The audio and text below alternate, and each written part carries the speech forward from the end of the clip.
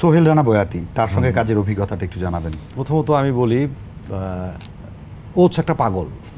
ওকে। ও cinema ছাড়া আর কিচ্ছু বোঝে না। আচ্ছা।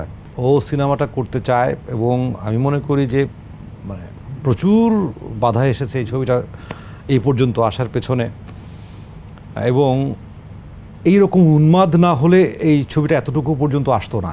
অনেকেই মাঝপথে রণে ভঙ্গ দিত যে না আমার আর দরকার নেই। বাংলাদেশে তো মানে আমরা কাজ করতে যেয়ে বুঝি যে সিনেমা বানানো বা সিনেমা করা বোধহয় অপরাধ, এরকম একটা বিষয়। তো যত বাধা এসছে ছেলেটির, বয়াতির এই সিনেমার পেছনে, একমাত্র পাগল বলেই ও এখন পর্যন্ত এতটুকু নিয়ে আসতে পেরেছে, না হলে এটি সম্ভব হতো না। মানে এবং আমার কাছে মনে হয় আমরা যেভাবে এই সিনেমায় কাজ করেছি এটি আসলে এখন ভাবলে আমার কাছে গা ছমছম করে, মানে আমি আটকে উঠি কিভাবে সম্ভব হলো। মানে এই পুরো বিষয়টাই ঘটাতে পেরেছে আসলে বয়াতি, মানে ওর পাগলামি দিয়ে আমাদেরকে কনভিন্স করতে পেরেছে। আমার মনে হচ্ছে আমাদের চলচ্চিত্রে এই ধরনের আরও কিছু পাগলের দরকার আছে, তাহলে আমরা এই ধরনের মুভি পাবো।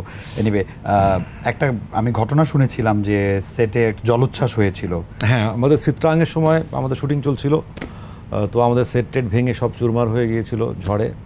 আমরা শুটিং প্যাক আপ করে আবার ঢাকায় ফিরে আসতে বাধ্য হই এবং আমরা অধিকাংশই ধরে নিই যে এই সিনেমা আর হবে না। কিন্তু বললাম না, মানে ছেলেটা পাগল। হ্যাঁ, তো এই পাগলামি থেকেও আবার না আমি এটা করবই, এবং আমরাও চেয়েছি যে এত পরিশ্রম করেছি, এটি এই অবস্থায় শেষ হতে পারে না, এটির একটি পূর্ণাঙ্গ রূপ হওয়া দরকার। সেই জায়গা থেকে আমরা সবাই চেষ্টা করে আজকে এই জায়গায় এসছে এবং 29 তারিখ ফাইনালি বাংলাদেশের দর্শকরা দেখার সুযোগ পাবে। দেখবেন।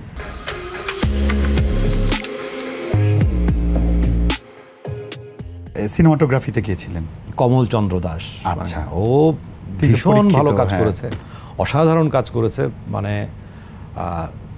তুমি দেখলেই বুঝতে পারবে বিগ স্ক্রিনে ও যেভাবে ক্যানভাসটা ফুটিয়ে ধরেছে ক্যামেরায়, অসাধারণ আর কি। Very nice.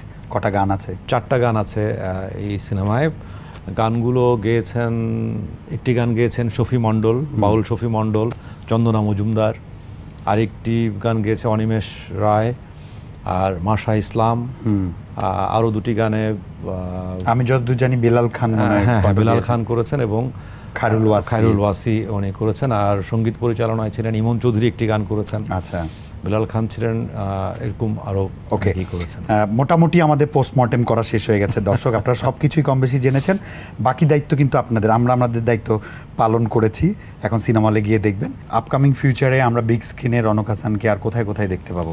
আমার আরও 4টা চলচ্চিত্রে কাজ শেষ হয়েছে এবং 3টি একেবারেই প্রস্তুত মুক্তির জন্য অপেক্ষায়। Very good. নামগুলো কি জানতে পারবো? একটি হচ্ছে আকরাম খানের নকশি কাঁথার জমিন, আরেকটি হচ্ছে শরাফ আহমেদ জীবনের চক্কর 302, আর আরেকটি হচ্ছে ভাইবুল ইসলাম হাবিবের যাপিত জীবন। এই 3টি একেবারেই প্রস্তুত, মুক্তির অপেক্ষায়।